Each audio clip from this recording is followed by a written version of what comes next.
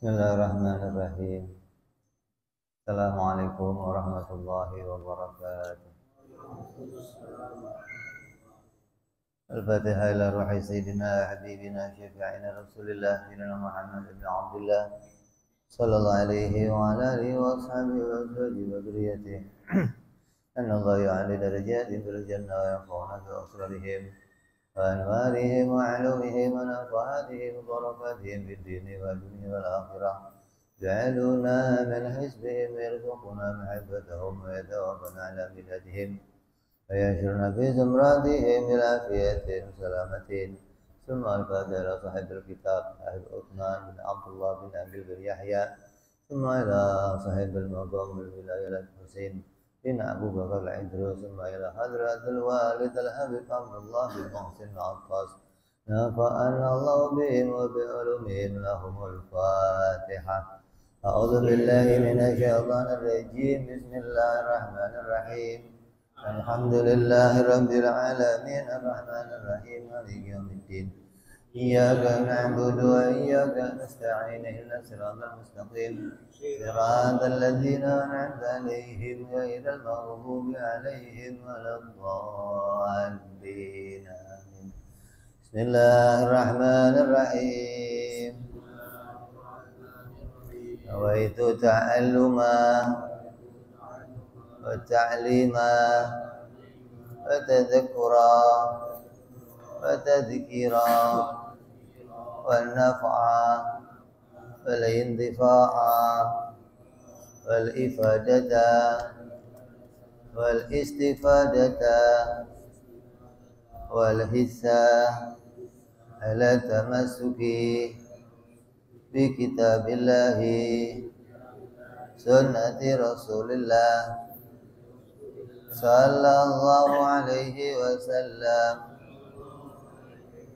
ودعاء إلى الهدى ودلالة على الخير ابتغاء مرضاته وقربه وثوابه وحسن الخاتمة مع اللطف والعافية صلاح العاقبة.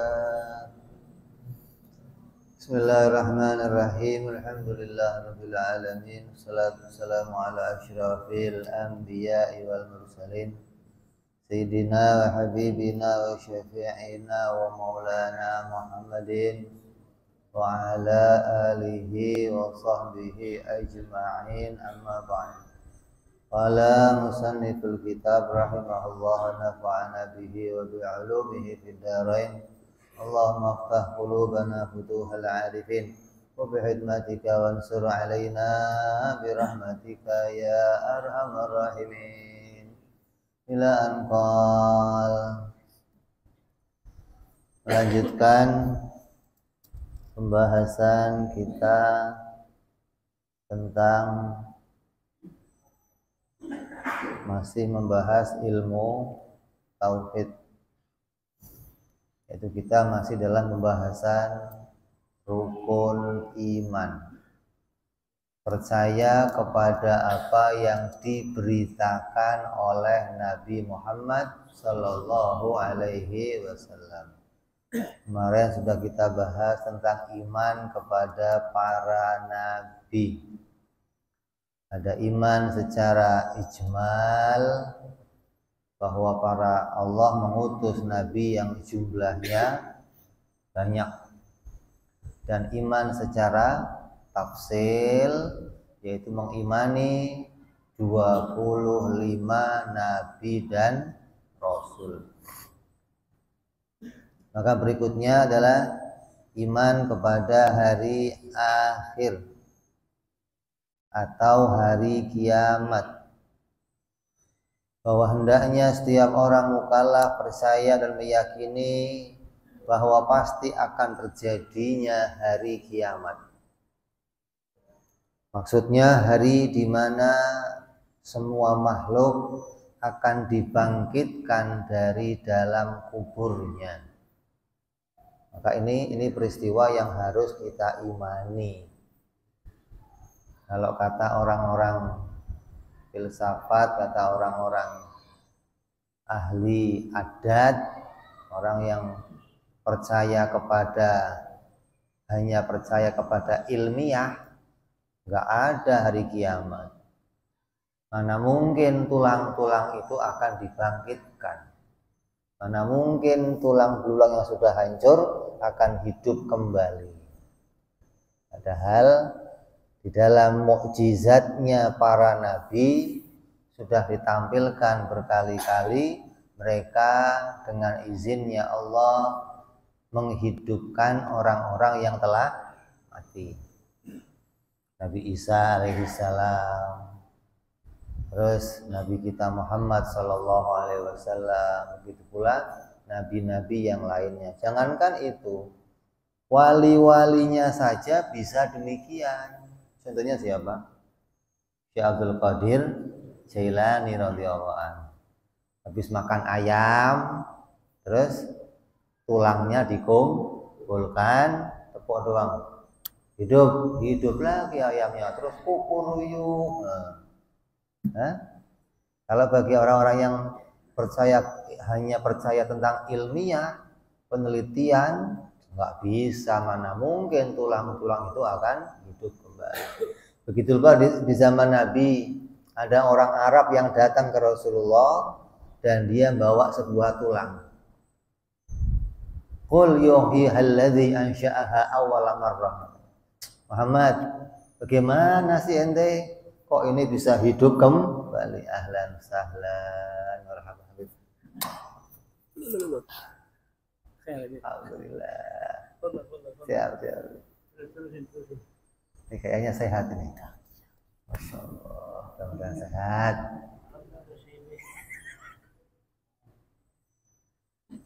Ya, kita lanjutkan. Ya, doain Husain Ronan sehat terus, ya, panjang umur, keberkahan dari Allah Subhanahu wa taala.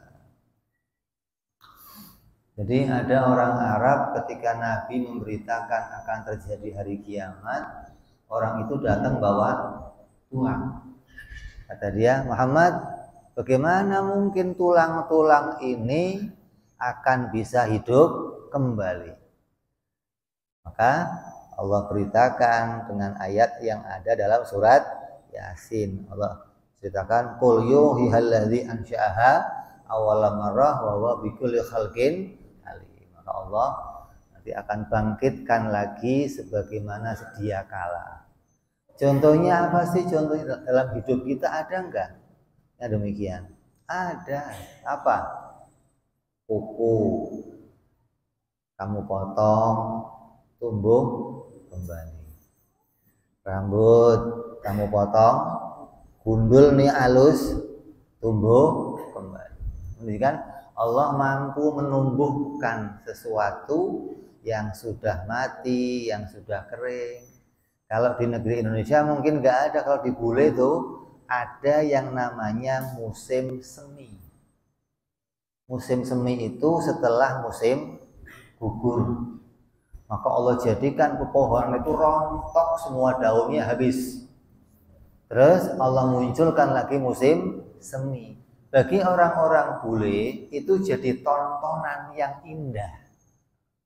Dia nggak pernah berpikir bahwa ini contohnya nanti hari kiamat, gitu loh. Sesuatu yang telah kering Allah akan hidupkan kembali.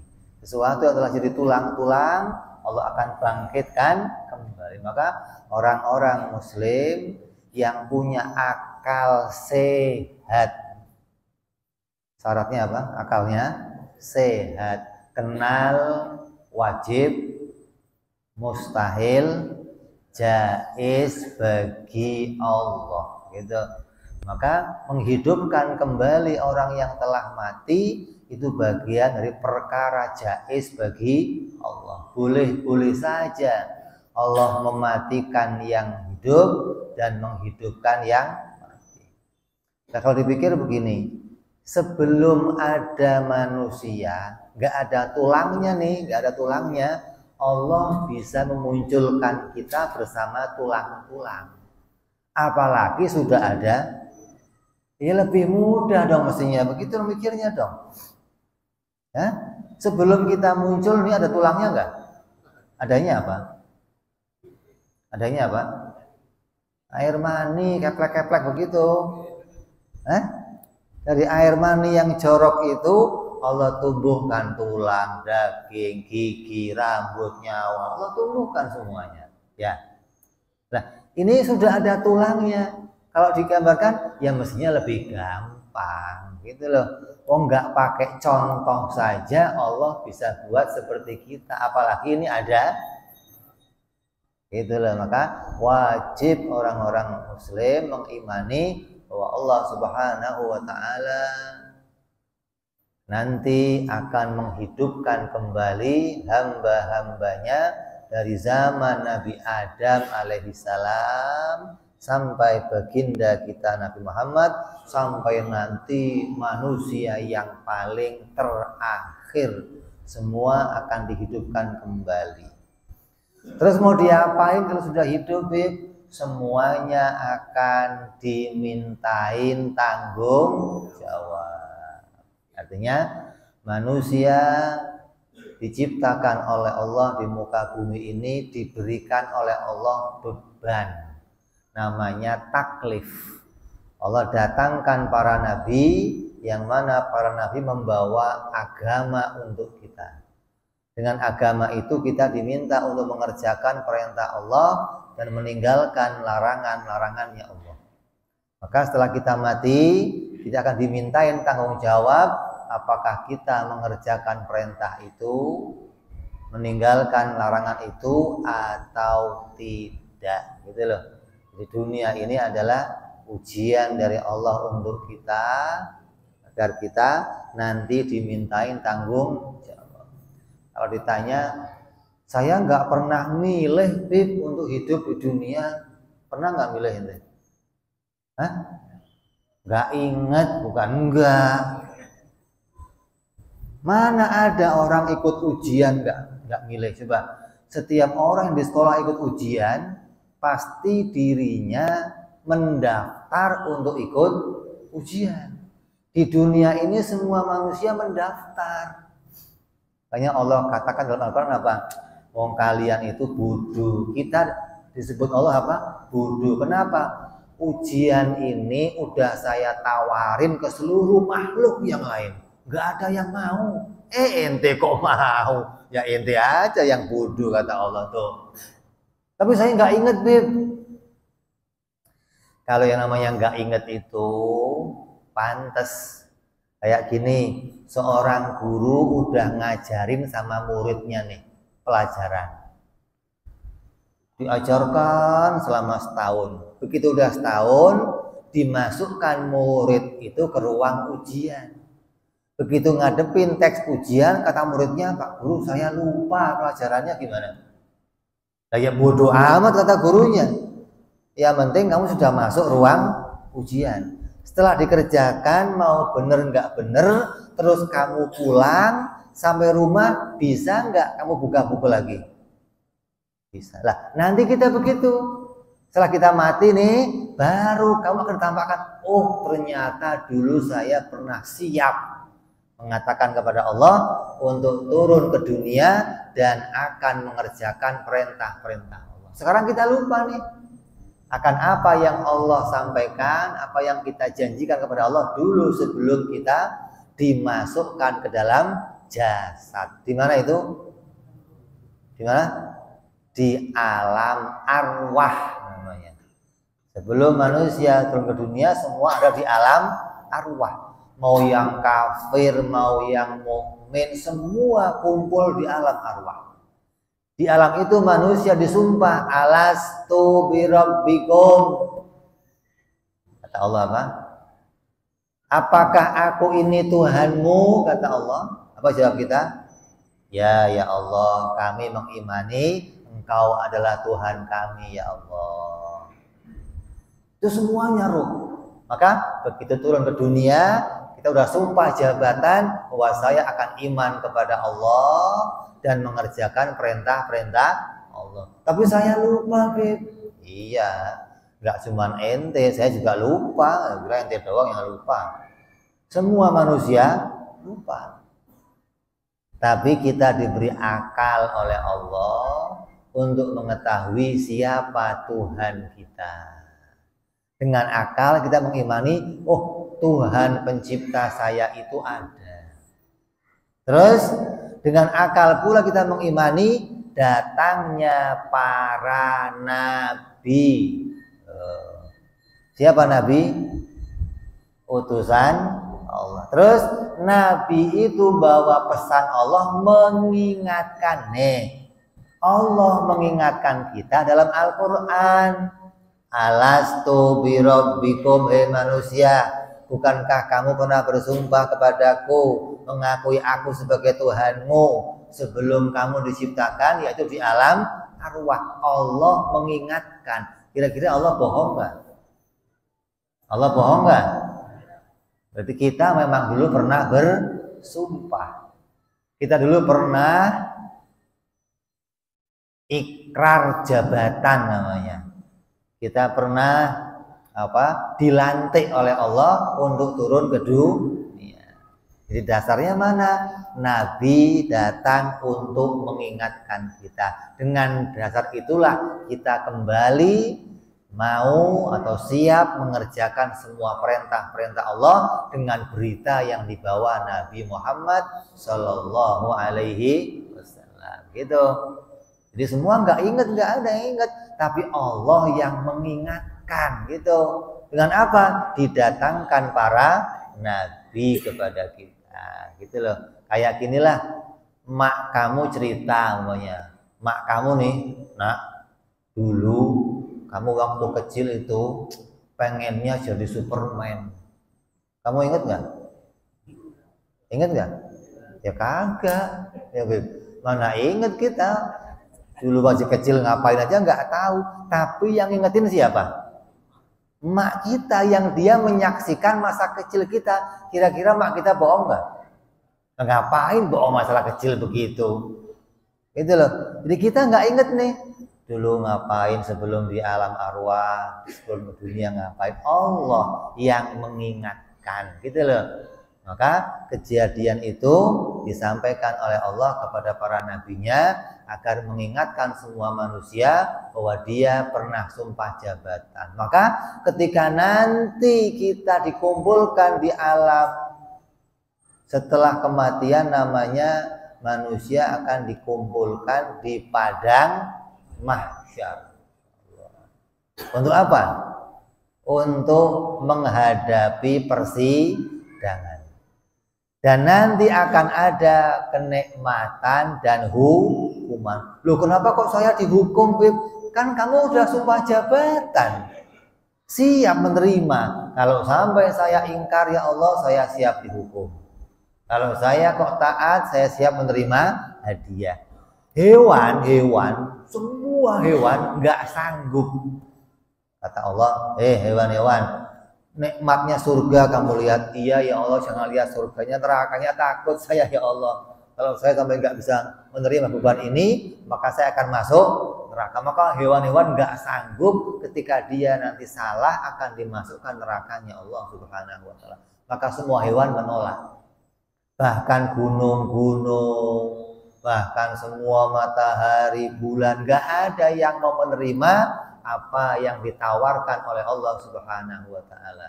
Maka Nabi Adam menerima tawaran itu dan turun ke dunia siap untuk menyampaikan risalahnya, mengingatkan kepada semua manusia.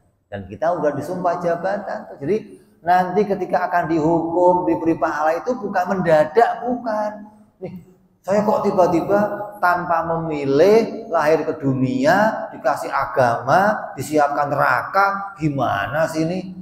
Kok gimana? Wong kita yang udah milih, gitu loh. Hanya saja kita dikasih lupa. Untung Nabi Muhammad SAW didatangkan oleh Allah untuk mengingatkan kita kembali. Maka itulah dengan diingatkan ini, kita menerima beritanya Nabi Muhammad SAW bahwa setelah kita mati nanti akan dibangkitkan lagi oleh Allah Subhanahu wa taala. Berarti yang matinya sejak zaman Nabi Adam nunggunya kiamat lama enggak tuh? Matinya zaman Nabi Adam kira-kira udah berapa tahun tuh sampai sekarang tuh? Ribuan tahun tuh ya tuh. Tapi rasanya sekejap, sama dengan orang yang sekarang mati, sama dengan orang yang nanti mati. Kata Allah, orang yang mati bawa iman masuk ke kubur akan merasakan kuburnya seperti malam pengantin baru. Kayak apa rasanya? Malam pengantin baru rasanya apa? Mau urusan ente nikmat. Maksudnya waktunya cepet gitu loh maksudnya. Ya. Kan manten begitu. Begitu selesai dandan nih, rapi-rapi masuk kamar, baru ngobrol, tahu-tahu pagi gitu loh maksudnya. Jadi rasanya orang yang zaman Nabi Adam dengan orang yang sekarang ketika menanti kiamat rasanya sama. Bukan terus ini kiamatnya kapan, lama banget lah kayak begitu. Ya, jadi Allah jadikan kenikmatan mereka di dalam kubur hingga merasakan waktunya sekejap. Beda sama orang yang disiksa nih. Yang disiksa ini baru ngerasain lama, kapan kiamatnya ini baru dikubur, ini disiksa luar biasa sama Allah. Yang kita berharap ketika kita meninggal nanti, meninggal dalam keadaan husnul khatimah, bisa mendapatkan nikmat kubur dari Allah Subhanahu wa taala. Kenapa? Nikmat kubur itu persekot surga namanya. DP surga. Kalau ada kubur DP neraka gitu loh. Di DP-in dulu sama Allah nih, cicipin nih. Tuh. Jadi orang yang mati itu merasa nikmatnya luar biasa. Jadi semua manusia nanti akan dibangkitkan, ini wajib kita imani. Hati-hati nih, jangan sampai di hati kita muncul keraguan tidak akan terjadi hari kiamat. Makanya malaikat Jibril, malaikat yang lain suka bingung, manusia ini aneh banget. Kalau saya lihat manusia itu suka bingung saya. Udah diberitain akan ada hari kiamat, udah diberitain akan ada kematian, kok masih maksiat aja? Ini apa otaknya slever apa bagaimana gitu loh? Udah diberitain sebentar lagi akan mati, nanti kalau mati akan dibangkitkan, akan dihisap, tapi hidup di dunia masih leha-leha aja. Waktunya dibuang-buang untuk yang nggak jelas, waktunya dihabiskan hanya untuk perkara-perkara yang sia-sia, yang nggak mendatangkan pahala dari Allah. Ini malaikat suka bingung sama kita. Kenapa? Dalam diri kita ini punya dua musuh. Ada nafsu, musuh dari dalam, dan ada setan, musuh dari luar. Jahat mana setan sama nafsu? Nafsu itu 10 kali lebih jahat dari setan. Jadi nafsu kita itu lebih jahat, lebih membawa kita kepada kejerumusan. Kenapa? Setan itu kalau ngajak kita maksiat, bedanya nih, setan kalau ngajak kita maksiat, dibisikin kita, maksiat ya itu ada perempuan. Kita kok nggak mau, ya udah, setan lepas tuh. Nanti bisikin yang lain lagi, ganti, yang penting kita berbuat maksiat. Bentuknya apa saja. Kalau nafsu enggak, ada perempuan cantik tuh, enggak bisa dialihkan, dikejar-kejar itu nafsu tuh, sampai dapat yang dia mau. Itu jahatnya nafsu begitu, gitu loh. Kalau sudah mengincar satu hal, dikejar terus sampai. Nah kalau ada orang yang udah kenapsuan, kata setan lepas akar, biarin, jangan diganggu. Kenapa? Dia udah nggak bisa nanganin dirinya sendiri. Kita nggak usah ganggu lagi dia dah, gitu loh. Jadi setan itu masih ringan godaannya dibandingkan hawa nafsu. Kata Nabi, perang yang paling hebat di dunia ini perang melawan hawa nafsu kita. Maka dengan hawa nafsu itulah kita ketika bisa mengekangnya, bisa mengaturnya, bisa bisa menjinakkannya, Allah akan angkat derajat kita lebih mulia dari para malaikat. Tapi kalau kita nggak bisa, kita direndahkan lebih rendah dari hewan, dari binatang. Kenapa? Binatang punya hawa nafsu, tapi nggak dikasih akal. Pantas kalau dia nggak bisa mengendalikannya. Lah kita dikasih nafsu dan dikasih akal, masih nggak bisa mengendalikan. Berarti kita itu lebih bodoh, lebih jelek daripada hewan, daripada binatang, gitu. Ya, jadi manusia akan dibangkitkan nanti pada hari kiamat. Kapan Beb hari kiamat? Gak ada yang tahu kecuali Allah Subhanahu wa ta'ala. Nabi tidak memberitakan kapan akan terjadi hari kiamat. Kalau diberitain gimana Beb? Ya udah, ini santai-santai aja berarti. Ya Beb, oh masih jauh ini hari kiamat lah gitu. Tapi kan enggak. Nabi enggak beritain agar kamu selalu siap. Maka ada sahabat yang nanya, ya Rasulullah, kapan hari kiamat? Rasul enggak jawab. Rasul cuma jawab apa? Lah ente itu nanya kiamat udah siap-siap apa? Gitu doang. Kenapa? Karena yang dibutuhkan bukan waktunya, tapi udah siap bawa apa kita kok mulai nanya hari kiamat. Kalau bekal kamu udah banyak, ya udah beruntung kamu. Maka sahabat itu jawab apa?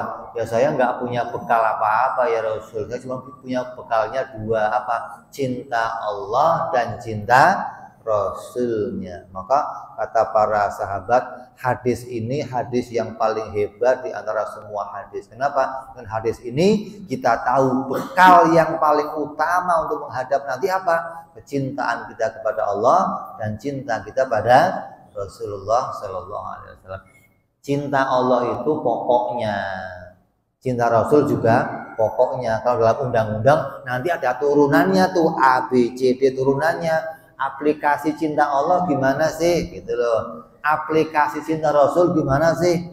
Jangan sama cinta Allah, tapi sholat kagak, enggak jalan terus, bagaimana buktinya cinta Allah gitu loh.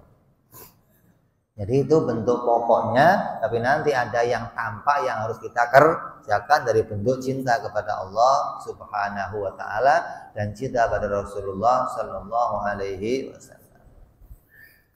Setelah dibangkitkan, manusia akan digiring ke padang mahsyar. Padang mahsyar itu suatu padang pengganti dunia.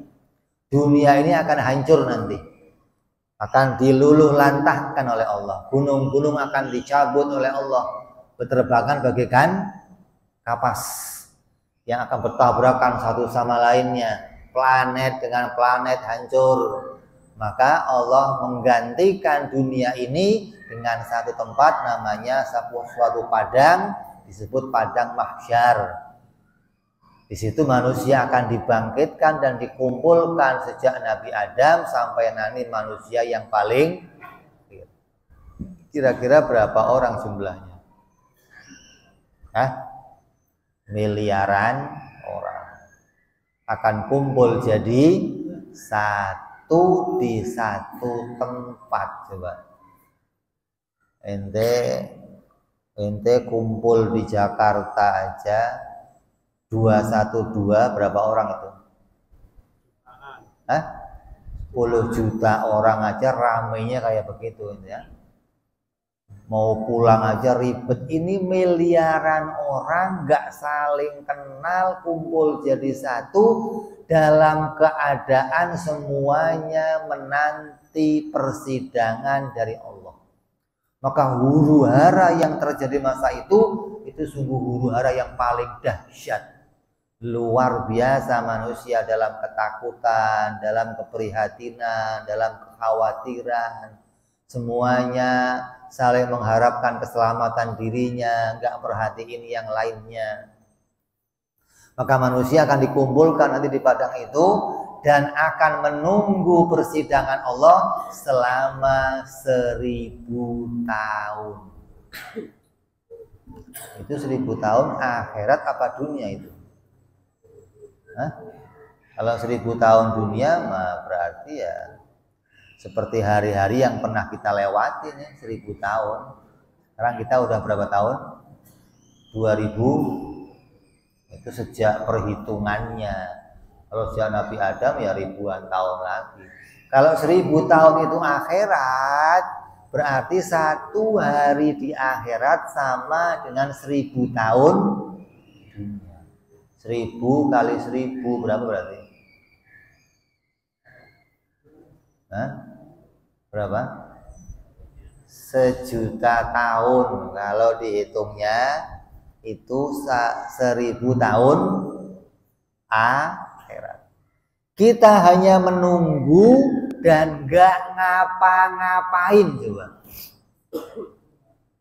Gak ada jual Indomie rebus, gak ada jual kopi, gak ada udut, gak ada internet, gak ada gaple, gak ada catur.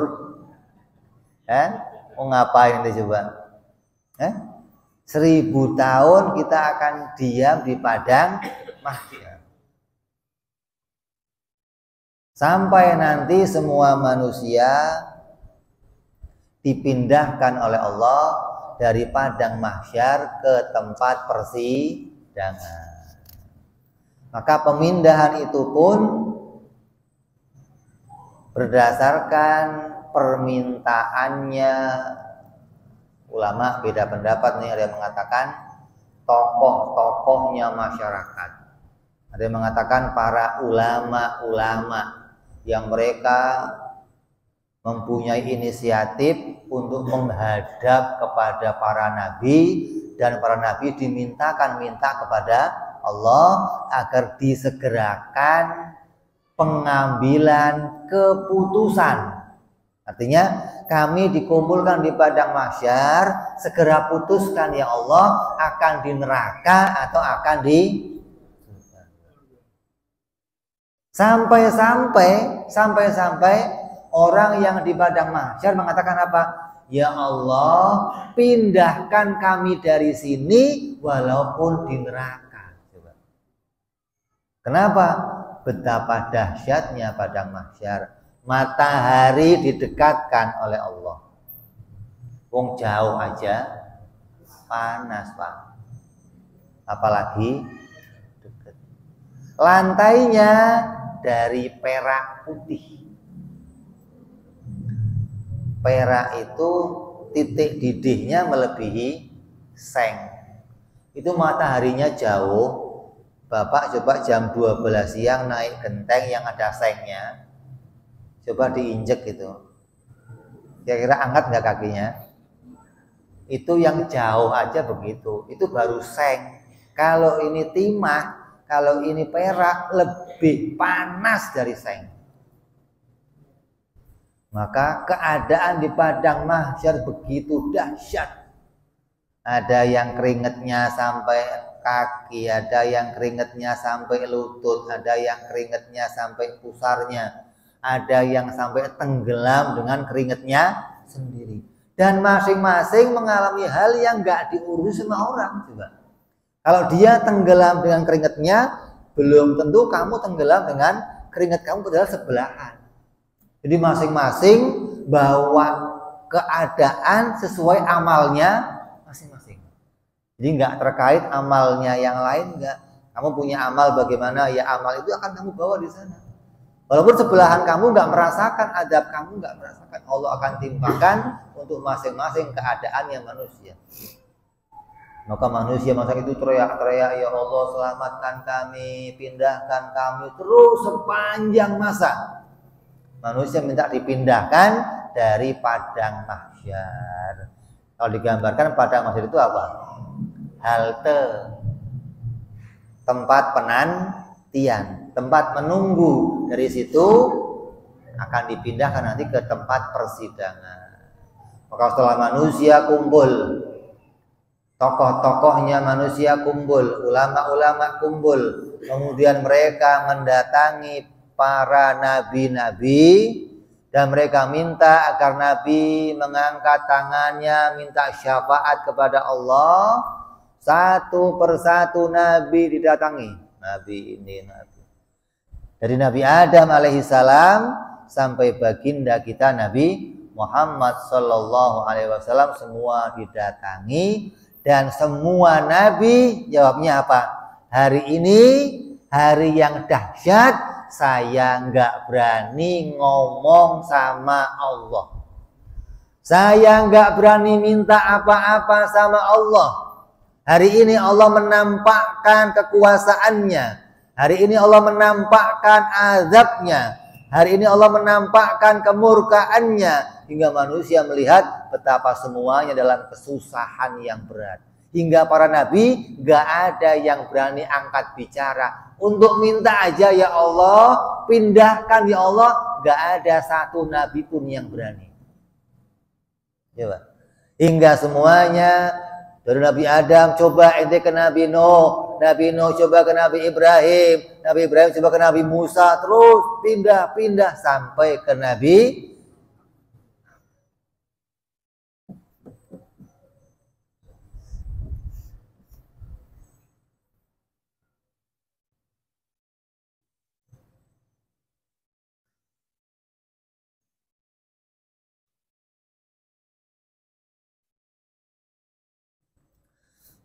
Maka ketika datang ke Rasulullah, apa kata Rasulullah? Mari, mari. Disambut mereka oleh Rasulullah. Disambut mereka oleh Rasulullah. Kata Rasulullah, saya yang nanti akan minta kepada Allah. Maka Rasulullah sujud di hadapan Allah Subhanahu wa ta'ala, minta agar manusia semua dipindahkan dari padang mahsyar ke tempat persidangan. Maka dari situlah Allah katakan, ya Muhammad, irfa' ra'sak, angkat kepalamu, washfa' tu syaffa'. Maka berikanlah apa yang kamu inginkan, akan aku kabulkan semuanya. Maka Allah segera memindahkan manusia dari tempat persidangan ke dari padang mahsyar ke tempat persidangan, digiring semua manusia. Apa yang terjadi? Maka Rasulullah diminta memimpin. Pimpin semua yang kamu mau, wahai Muhammad. Maka Rasulullah mencari umatnya pada masa itu. Dicari umatnya ke pelosok-pelosok mana, digiring agar berjalan bersama Rasulullah menuju padang, menuju tempat persidangan. Bahkan para nabi-nabi yang lain mengiringi berjalan di belakangnya Rasulullah, di bawah bendera panjinya Rasulullah sallallahu alaihi. Masa itu manusia yang paling sibuk adalah Nabi kita Muhammad sallallahu alaihi wasallam. Nabi nggak hanya mencari ke tempat-tempat tamu di pojok-pojok. Bayangkan manusia segitu banyaknya, Rasulullah cari umatnya satu persatu. Ente umat Anas ini, ente umat Anas ini. Sahabat nanya, ya Rasulullah, gimana kamu tahu kami umatmu ya Rasulullah? Apa kata Rasulullah? Saya melihat umat saya bagaikan apa? Kawanan kambing hitam, di situ ada kambing yang putih, saya akan tahu itu umat saya. Jadi Nabi nggak bisa dibohongi masa itu. Mana yang umatnya, mana yang bukan umatnya, Nabi bisa menyaksikannya. Dan banyak masa itu yang ngaku, ya Rasulullah, aku umatmu, ya Rasulullah, bawa aku, ya Rasulullah, gandeng aku. Rasulullah, bukan. Kamu bukan umatku. Mereka jawab, ya Rasulullah, saya dulu pernah bikin pondok pesantren, pernah bikin majelis taklim, saya pernah hadir ke tempat ini, saya pernah begini, ya Rasulullah, saya begini. Kata Rasulullah, di hatimu nggak ada tanda keimanan kepada Allah dan nggak ada tanda cinta sama Rasulullah Sallallahu Alaihi Wasallam. Jadi yang dilihat Rasulullah sudah bukan dohir kita, bukan, tapi dalamnya kita yang dilihat nanti.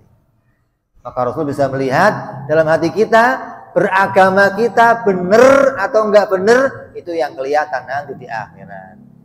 Kita di dunia KTP-nya Islam, mulutnya asyhadu alla ilaha illallah, hatinya nggak ada yang tahu hanya Allah. Maka nanti di akhirat hati itu ditampakkan oleh Allah dan itu dilihat oleh Nabi Muhammad SAW. Jadi walaupun kamu ngaku-ngaku saya ya Rasulullah saya, ditinggalkan oleh Rasulullah, nggak akan dibawa oleh Rasulullah SAW. Dan kita semua masuk dalam rombongannya Nabi Muhammad SAW, di bawah benderanya Rasulullah SAW bisa menghadap kepada Allah. Apa yang paling hebat?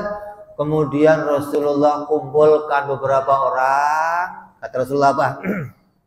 Ente nih kumpul masuk surga duluan. Coba 70.000 orang yang dikatakan masuk surga tanpa dihisab. Coba katakan apa?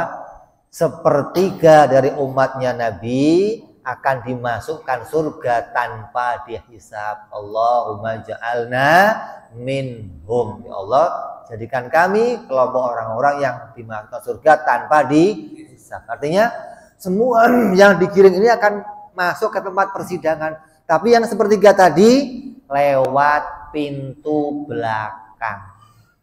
Surga juga kayak rumah ente, ada pintu depannya, ada pintu belakangnya. Maka mereka dapat spesial, dapat dispensasi untuk masuk surga lewat pintu belakang tanpa lagi dihisab, tanpa dihitung, tanpa ditanya malaikat, tanpa sirat, tanpa apa, masuk langsung ke surganya Allah Subhanahu wa taala. Bahkan penjaga pintu surga ketika buka pintu masuk bingung, kok sudah ada manusia, lewat mana ente masuknya coba. Mereka diberikan jalan khusus oleh Allah untuk langsung masuk surganya Allah Subhanahu wa taala, sepertiga dari umatnya Nabi Muhammad sallallahu alaihi wasallam. Terus yang 2/3 lagi digiring oleh Rasulullah memasuki tempat persidangan. Disitulah manusia ngantri satu persatu untuk disidang oleh Allah Subhanahu wa taala. Berapa lamanya? Kalau yang nyidang kejaksaan kita, oh ya bisa jutaan tahun dong. Wong nyidang satu masalah aja nggak kelar-kelar. Yang nyidang siapa ini? Yang nyidang Allah, yang kalamnya bila huruf, bila suara, yang kalamnya nggak pakai huruf, nggak pakai suara, maka tiap orang disidang dalam sekejap selesai, sekejap selesai, sekejap selesai. Allah begitu cepat, sari'ul hisab. Allah menghisab hambanya dengan sangat cepat. Maka manusia satu persatu diberi keputusan oleh Allah. Surga, neraka, surga, neraka, surga, neraka. Dipisahkanlah manusia masa itu. Semua setelah disidang selesai, maka mereka pindah lagi menuju jembatan Sirat. Jembatan yang harus dilewati sebuah titian yang ujungnya pintu surganya Allah Subhanahu wa ta'ala. Kemudian orang yang pertama lewat adalah Rasulullah Sallallahu Alaihi Wasallam. Tapi sebelum mereka semua lewat jembatan itu, mereka akan menuju telaganya Nabi Muhammad Sallallahu Alaihi Wasallam. Maka di telaga itulah manusia akan diberikan minum oleh Rasulullah bersama anak cucunya Rasulullah Sallallahu Alaihi Wasallam yang berkumpul di telaga itu. Coba nanti kalau ente nggak kenal anak cucu Rasulullah, bagaimana mau deket-deket telaga? Mumpung ada Habib Husin, kenali Habib Husin, kenal di sana, cari Bib, ingat dulu nggak Bib luar batang Bib, ya, kita akan dipanggil-panggil untuk orang-orang mendekat agar apa? Dipanggil untuk bisa sampai mendekati telaganya Rasulullah dan mendapatkan minuman dari telaganya Rasulullah Sallallahu Alaihi Wasallam. Jadi yang disiapkan nanti adalah orang-orang yang dipilih oleh Rasulullah untuk melayani semua umat dengan gelas-gelas emas yang jumlahnya sebanyak bintang di langit. Mengelilingi telaganya Rasulullah, orang yang datang dikasih minum, datang kasih minum. Siapa yang minum air telaganya Rasulullah yang rasanya sama dengan seluruh buah-buahan di surga, ya kayak jus lah, jus campur semua buah-buahan surga di jus, dijadikan air telaganya Rasulullah dan diminumkan. Begitu nikmat air itu, orang yang minum air tersebut tidak akan lagi kehausan dan gak akan lagi kelaparan selama-lamanya. Jadi kalau ente masuk surga nih, ente makan, minum, itu sudah bukan untuk menghilangkan lapar, bukan menghilangkan haus. Hanya untuk menikmatinya. Oh ini enak, oh ini enak, oh ini enak. Udah nggak ada rasa lapar, nggak ada rasa haus selama-lamanya. Bahkan ketika nanti orang yang minum masuk nerakanya Allah, di neraka pun nggak akan berasa lapar, nggak akan berasa haus. Itu air telaganya Rasulullah Shallallahu Alaihi Wasallam. Maka kata Rasulullah apa? Nanti kalau di akhirat kamu cari saya, kata Rasulullah. Kalau nggak ketemu saya di sini, cari saya di sini. Nggak ketemu di sini, cari saya di sini. Rasulullah menunjukkan pos-posnya di mana dia berada. Jadi yang kita cari nanti siapa? Hanya Rasulullah Shallallahu Alaihi Wasallam. Kenapa? Di masa itu yang peduli pada kita hanya Nabi Muhammad Sallallahu Alaihi Wasallam. Ayah kita nggak peduli, paman kita nggak peduli, anak kita nggak peduli, istri kita nggak peduli, nggak ada yang urus kita, nggak ada. Yang urus kita hanya Nabi Muhammad Sallallahu Alaihi Wasallam. Dia yang paling peduli kepada kita nanti. Maka manusia paling sibuk nanti di akhirat hanya Nabi Muhammad Sallallahu Alaihi Wasallam. Maka setelah semua selesai minum, digiring lagi Rasulullah yang pertama lewat jembatan Sirat. Maka Rasul lewat jembatan tersebut sampai ke ujungnya. Ketika surga dibuka pintunya, Rasulullah nggak mau masuk. Malaikat bilang, ya Rasulullah, semuanya nggak diizinkan masuk sebelum engkau masuk. Kata Rasulullah, apa saya nggak akan masuk sebelum semua umatku masuk.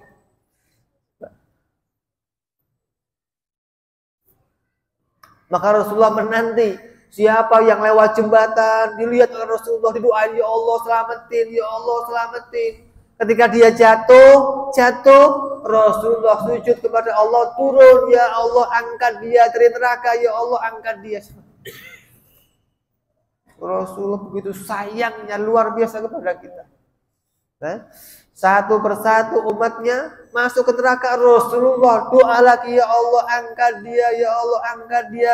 Syafaatnya Nabi Muhammad Sallallahu Alaihi Wasallam yang begitu besar kepada kita nanti di akhirat. Hingga semuanya manusia akan diangkat semua dari neraka, habis satu persatu masuk surganya Allah Subhanahu Wa Taala. Maka Rasulullah baru mau masuk ke surganya Allah Subhanahu Wa Taala. Ini peristiwa yang wajib kita imani, yang wajib kita ketahui betapa sayangnya nanti Nabi Muhammad Sallallahu Alaihi Wasallam kepada kita, dan itu tampak gak cuma di dunia, sampai nanti di akhirat ditampakkan cintanya Rasulullah Sallallahu Alaihi Wasallam kepada kita. Maka di dunia ini kalau di hati kita nggak punya tanda cinta sama Rasulullah, di akhirat jangan mengharapkan kita dilirik oleh Rasulullah Sallallahu Alaihi Wasallam.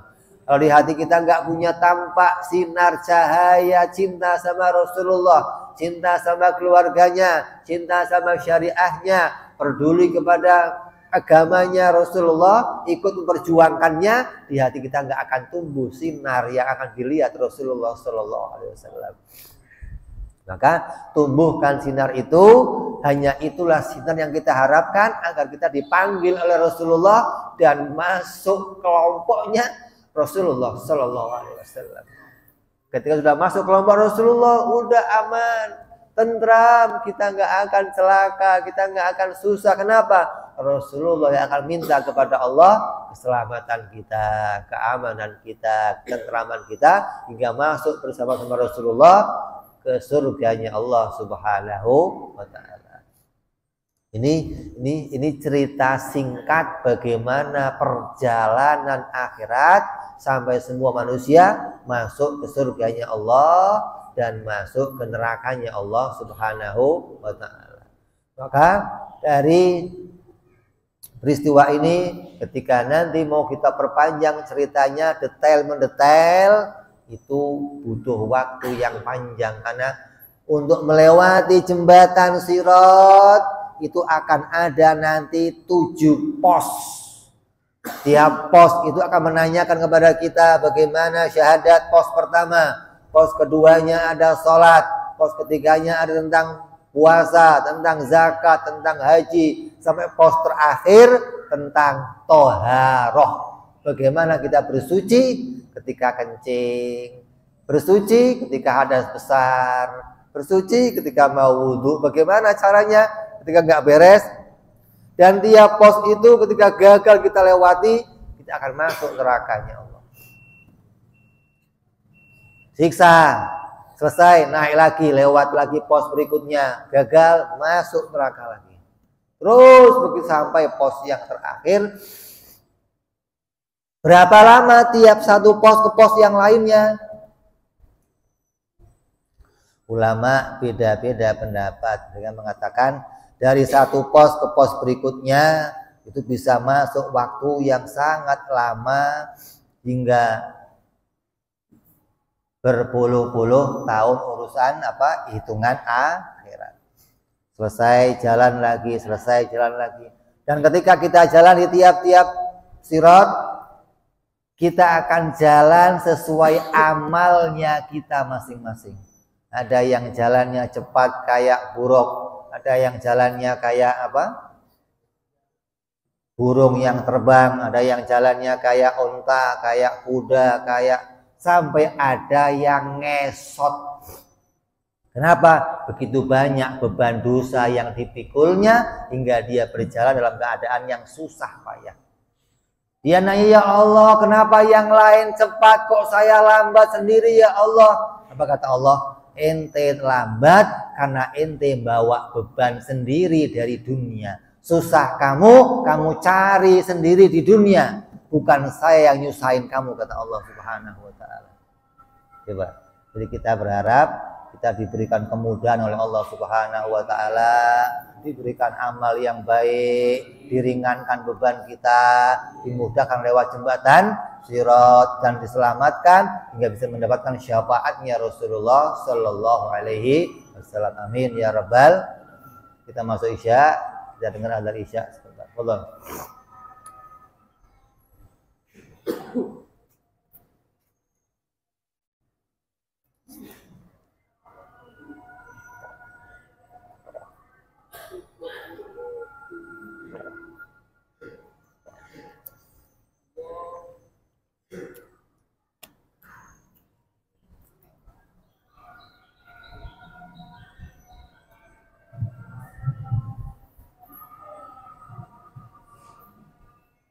Allahu Akbar, Allahu Akbar, Allahu Akbar, Allahu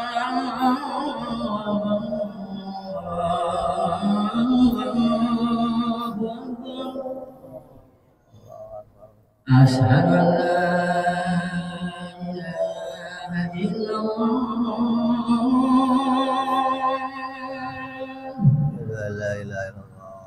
Asyhadu an la ilaha illallah.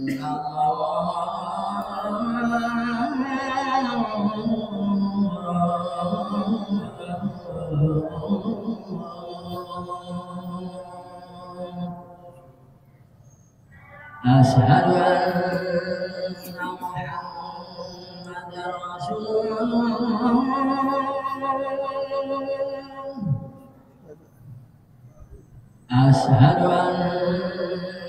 Muhammadar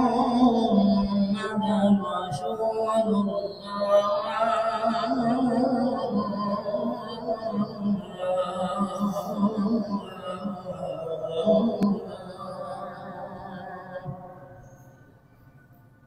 Hayya 'alas السلام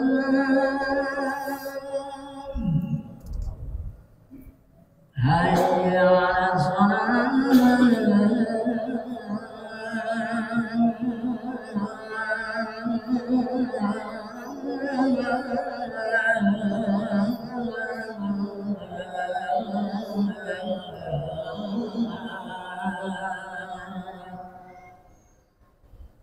حي على الفلاح حي على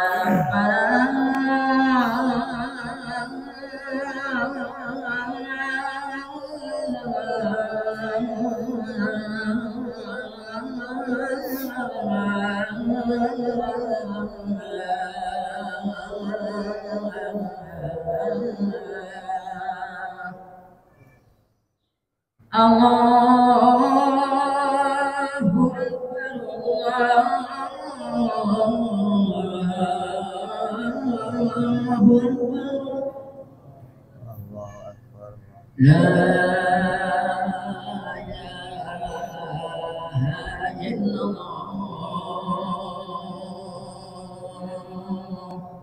La ilaha illallah Muhammadur Rasulullah sallallahu alaihi wa ala alihi wasallam. Allahumma rabb hadhihi al-'amali tamma salatil qaimah fi sayyidina Muhammadil wasilah wal fadilah wa syarafa wa darajat al-'aliyat ar-rafi'ah wa bil maqam al-mahmud alladhi wa'ada ya arhamar rahimin. Rabbi ighfir li wa li walidi ya Rabbi ighfir li wa li walidi ya Rabbi ighfir li wa li walidi ya Allah. Rabbi ighfir li wa li walidi ya Rabbi ighfir li wa li walidi warhamhuma kama rabbayana shaghira.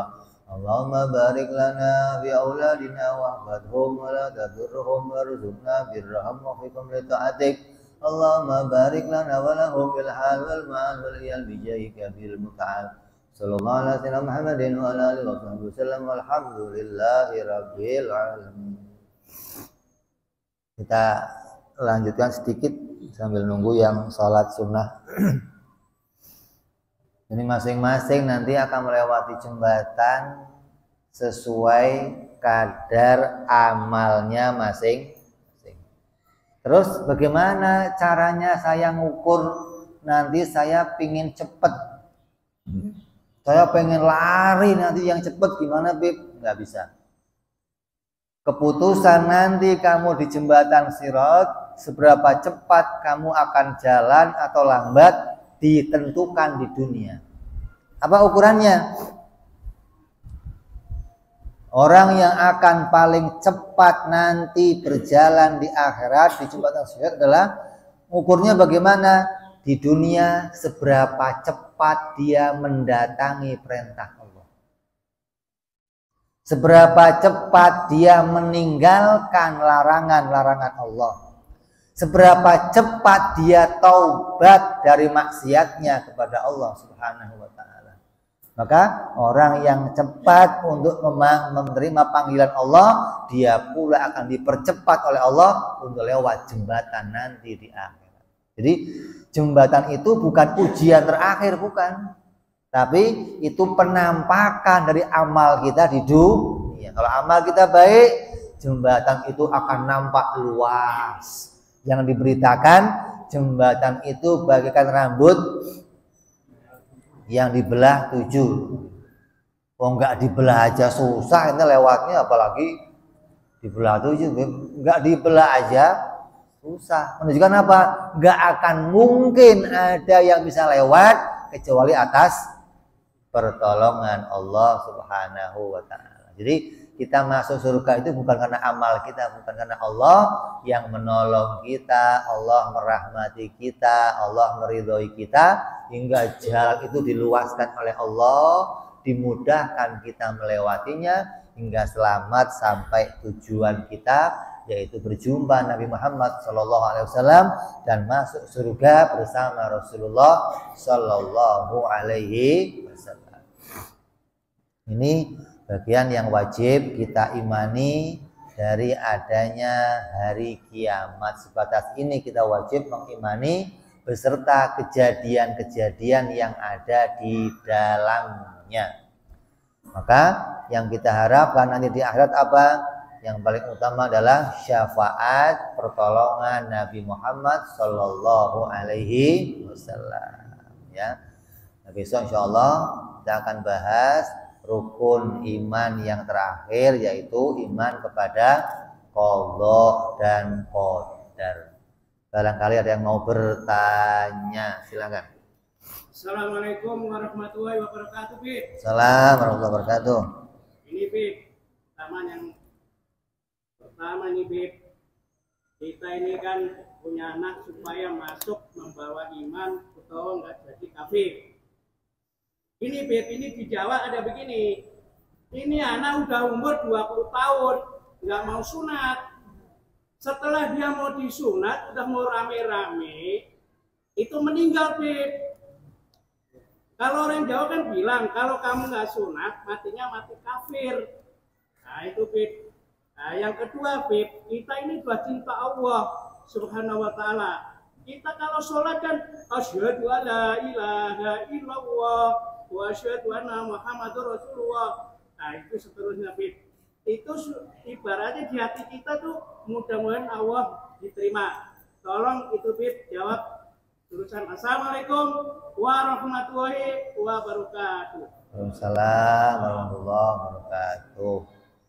Sunat itu kewajiban, tapi masuk dalam kewajiban furu' fikih namanya. Kalau yang meninggalkannya hukumnya dosa, bukan kafir. Beda nih. Kita nggak pernah sholat, mati, hukumnya apa? Dosa, bukan kafir. Jadi dalam agama itu ada dua hukum nih, ada furu', ada usul namanya. Furu' itu hukum cabang, kalau usul hukum pokok. Nah kalau masalah sholat, puasa, haji, zakat, sunat, itu masuk hukum apa? Furu' cabang.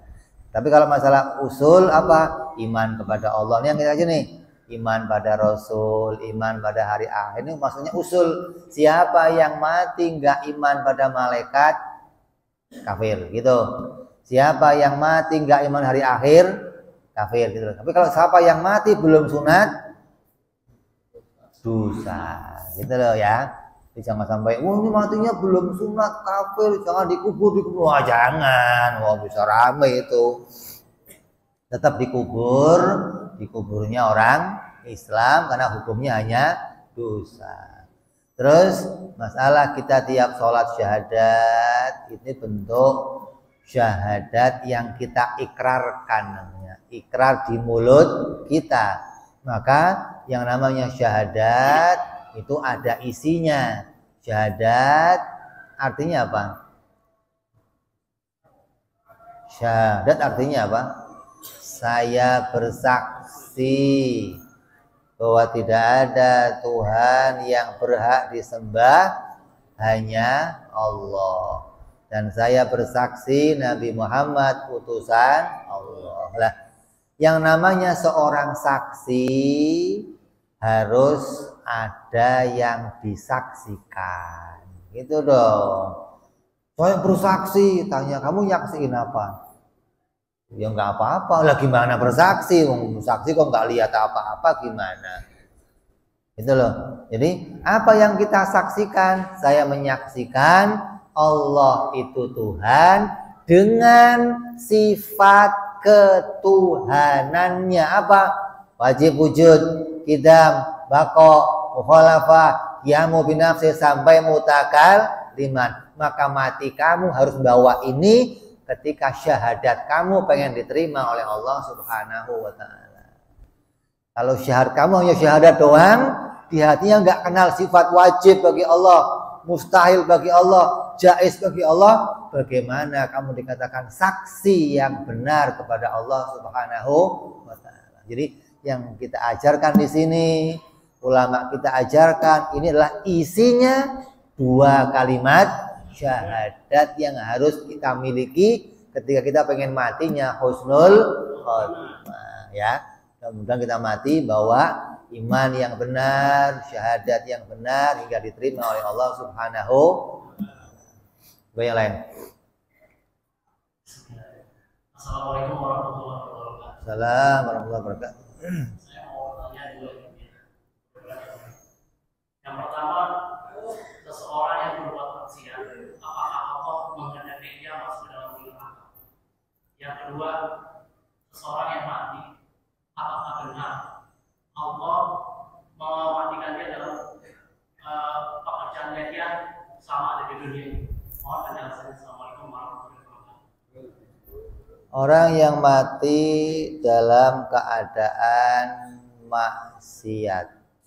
Ada yang pernah maksiat kemudian taubat, maka Allah akan mengampuninya. Kalau matinya dalam keadaan belum taubat, lagi nyekek botol, mati.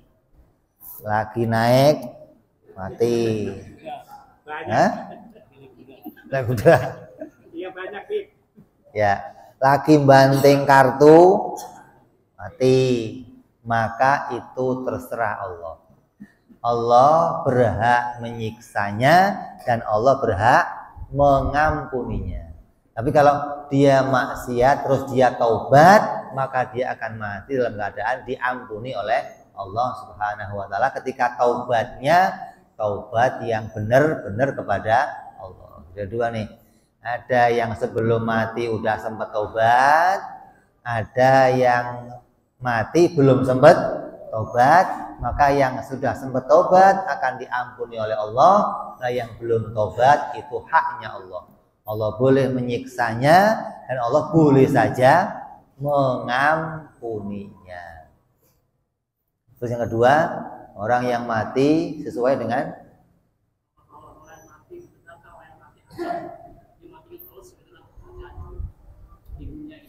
contohnya apa? Ya misalnya kita sudah berbuat baik, tapi kadang-kadang di akhir-akhirnya suul khotimah. Nah, amal itu ada dua dulu. Ada amal dohir, ada amal batin. Gitu. Ada orang yang dohirnya baik nih, orang ngelihat dia baik terus. Hadis nih, seakan-akan kata orang ini orang pasti masuk surga.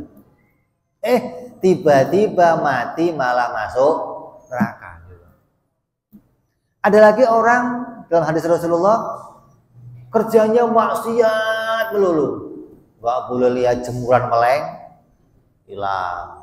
Nggak bisa lihat motor meleng, hilang. Mau di kampung udah dicap ini orang bajingan pasti masuk neraka. Masuknya kok bisa begitu? Tadi amal ada dua, dohir dan batin. Ada orang amal dohirnya kelihatan baik, tapi batinnya rusak. Sholatnya jalan, puasa jalan, zakat jalan, haji, umroh tiap waktu, tapi di hatinya ada sombong, ada ujub, ada riya mau pamer, ada benci sama orang, dendam sama orang, maka dia mati dalam keadaan suul khotimah. Gitu loh. Jadi Allah itu menilai bukan dohirnya. Kalau manusia lihatnya apa? Zahir, Allah lihatnya batin. Ketika batin kita kok dipenuhi kebaikan, ikhlas, ridho kepada Allah, tidak punya riya, ibadahnya dengan khusyuk, tawadhu, di hatinya qanaah, maka sifat-sifat yang baik ini mengantarkan kita dalam keadaan baik nanti matinya. Nah, orang yang tadi maksiat gimana? Dohirnya maksiat, tapi batinnya tiap habis dia maksiat pulang ke rumah dia taubat kepada Allah, nangis, ya Allah mudah-mudahan besok saya nggak maksiat lagi, ya Allah ampuni saya, ya Allah. Besok keluar ketemu kawannya maksiat lagi, pulang ke rumah nangis lagi, ya Allah ampuni saya, ya Allah. Di hatinya lembek, luluh, tunduk kepada Allah, walaupun dohirnya dia bergaul dengan orang yang salah, terjerat dengan kawan yang salah, nggak bisa meninggalkan kelompoknya hingga dia terlihat sebagai orang-orang yang jahat. Jadi Orang itu akan mati bagaimana keadaan hatinya. Kalau hatinya dipenuhi kebaikan, matinya mesti dalam keadaan baik. Kalau hatinya buruk, mesti matinya buruk. Jadi dohir jangan buat ukuran akhirat. Dohir itu ukuran dunia, akhirat ukurannya hati. Bagaimana batin kita, bagaimana iman kita, bagaimana sifat-sifat hati kita kepada Allah Subhanahu wa ta'ala. Maka ada pelajaran tasawuf namanya. Bagaimana kita berusaha membersihkan hati kita daripada yang kotor-kotor, riya, takabur, ujub, benci, dendam, sombong, pelit. Kita bersihkan, diganti dengan sifat-sifat yang baik hingga bisa mati dalam keadaan husnul khotimah. Udah? Kita tutup. Kita, ya, satu lagi tuh. Satu lagi belakang.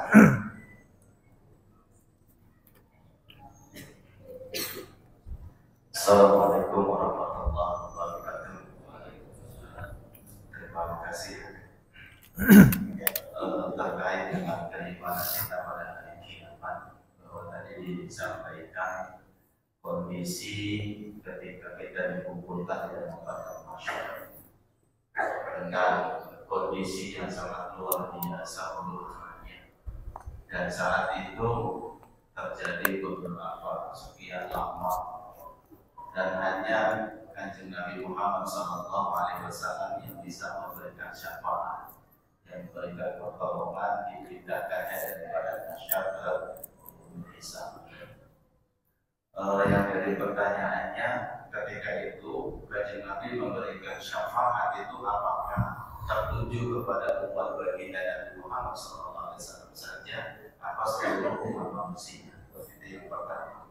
Kemudian yang kedua, ada sebuah hadis, Iqra'ul Qur'an bi annahu ya'ti yawmal qiyamah syafi'an li ashabi. Bacalah Al-Qur'an karena Al-Qur'an akan datang pada hari kiamat, akan memberikan syafaat, akan memberikan pertolongan bagi siapa dari orang yang membacanya. Nah, yang dimaksud dengan pertolongan Al-Qur'an itu di mana letak pertolongan yang diberikan Al-Qur'an kepada umat manusia. Terima kasih. Assalamualaikum warahmatullahi wabarakatuh. Assalamualaikum warahmatullahi wabarakatuh. Pertanyaannya bagus. Yang pertama, syafaat Nabi namanya syafaatul uzma. Syafaat yang akan diberikan untuk semua manusia dan jin, kafirnya, Cinanya, Konghucunya, Kristen, Nasrani, Israel, semua. Bahkan bangsa jin semua digiring oleh Rasulullah, dipindahkan dari padang mahsyar ke tempat persidangan. Hanya saja nggak satu kelompok sama Nabi, gitu loh. Tapi semua berkat doanya Nabi semua dipindahkan. Hingga masa itu semua manusia berterima kasih sama Nabi. Namanya syafaatul uzma. Ini yang sering kamu doakan di setiap azan. Allahumma robba hadid da'watik tama wa sholatil atis ilmahamul wasilata wal terus wa syarafa wa darajat wa adhul maqamal mahmud. Di masa itu Nabi menduduki namanya maqamal mahmud. Apa? Kedudukan yang paling terpuji di antara semua manusia. Ente bisa main catur tingkat RT di alam se-RT, ya. Orang Indonesia timnasnya menang sepak bola di alam se-Indonesia. Ini Rasulullah di alam sejagat raya sejak zaman Nabi Adam sampai nanti hari kiamat semuanya terima kasih sama Nabi. Kenapa? Sudah bisa minta kepada Allah agar dipindahkan dari padang mahsyar ke tempat persidangan. Hanya dibagi dua kelompok, ada kelompoknya Rasulullah bersama umatnya dan kelompok yang lain yang kafir yang enggak sekelompok dengan Rasulullah Sallallahu Alaihi Wasallam. Ya. Yang kedua, Quran akan memberikan syafaat di mana? Di padang mahsyar. Ketika enggak ada pertolongan kecuali pertolongannya Allah Subhanahu wa taala, maka di situ datang Quran, datang amal kita, datang sedekah kita, yang dulu di dunia pernah sedekah kubah masjid, kubahnya datang nutupin dia. Yang dulu pernah amal ini, pernah amal, semua amalnya datang akan menolong hamba itu di padang mahsyar gitu. Jadi sebelum syafaat yang lain datang, Allah datangkan amal-amal kita di dunia untuk membawa kita mendapatkan keamanan, ketentraman di padang mahsyar. Makanya di padang mahsyar yang mendapat ketentraman siapa? Orang-orang soleh, para nabi-nabinya Allah, orang-orang alim. Mereka di padang mahsyar kayak di halte pakai AC. Nikmat, dingin, tentram, hatinya tenang. Enggak kusuk juga. Kenapa? Karena tadi amal-amalnya datang menolong dia di akhirat. Yang baik, mudah-mudahan kita semua diberi Allah amal yang baik, diberikan iman yang baik, hingga nanti bisa bawa kita selamat sampai padang mahsyar, beri kita syafaat, beri kita kemudahan, dan kita mendapat syafaat Rasulullah SAW selamat dunia sampai akhirat. Amin ya rabbal ala diniyah wa ala niyatin sholawil hadratin nabi. Al-Fatihah. A'udzubillahi minasyaitonir rajim. Bismillahirrahmanirrahim. Alhamdulillahirabbil alamin arrahmanir rahim maliki yaumiddin. Iyyaka na'budu wa iyyaka nasta'in ihdinas siratal mustaqim siratal ladzina an'amta 'alaihim ghairil maghdubi 'alaihim waladdallin. Amin. Ya Rabbana taqabbal bi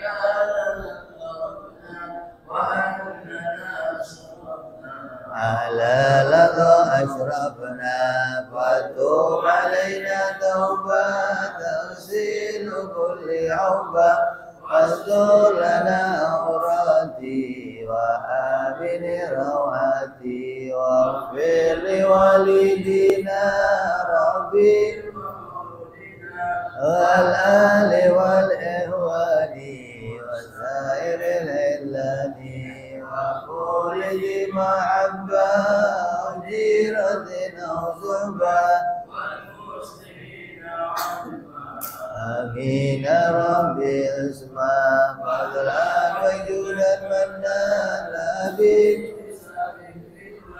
بالمصطفى رسولنا الله بكل سولي صلى وسلم ربي عليه عند الحب